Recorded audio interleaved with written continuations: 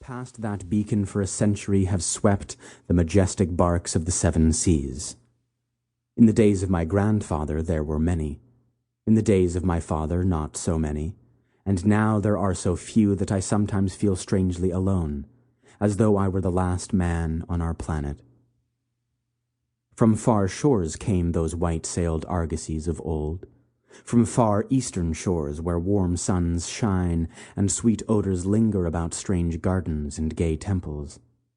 The old captains of the sea came often to my grandfather, and told him of these things, which in turn he told to my father, and my father told to me in the long autumn evenings when the wind howled eerily from the east.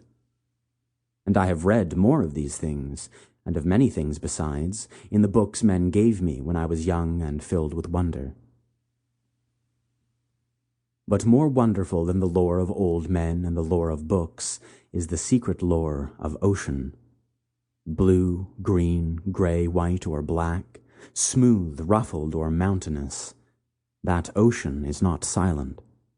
All my days have I watched it and listened to it, and I know it well. At first it told to me only the plain little tales of calm beaches and near ports, but with the years it grew more friendly and spoke of other things, of things more strange and more distant in space and time. Sometimes at twilight the gray vapors of the horizon have parted to grant me glimpses of the ways beyond, and sometimes at night the deep waters of the sea have grown clear and phosphorescent to grant me glimpses of the ways beneath. And these glimpses have been as often of the ways that were and the ways that might be as of the ways that are, for ocean is more ancient than the mountains, and freighted with the memories and the dreams of time. Out of the south it was that the white ship used to come when the moon was full and high in the heavens.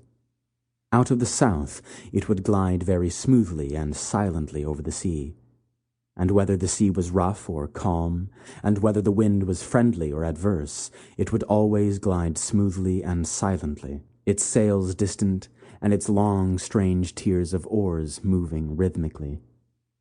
One night I espied upon the deck a man, bearded and robed, and he seemed to beckon me to embark for far unknown shores.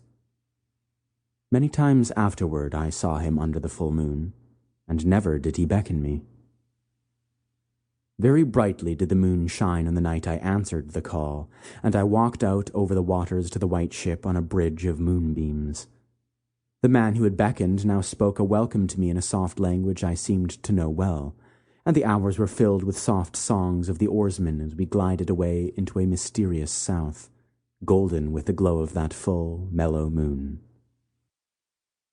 And when the day dawned, rosy and effulgent, I beheld the green shore of far lands, bright and beautiful, and to me unknown.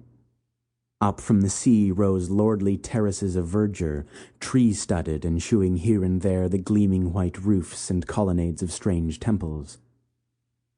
As we drew nearer the green shore, the bearded man told me of that land, the land of Zar, where dwell all the dreams and thoughts of beauty that come to men once and then are forgotten.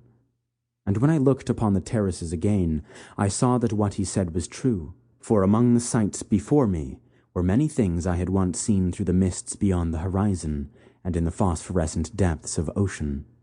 There, too, were forms and fantasies more splendid than any I had ever known, the visions of young poets who died in want before the world could learn of what they had seen and dreamed.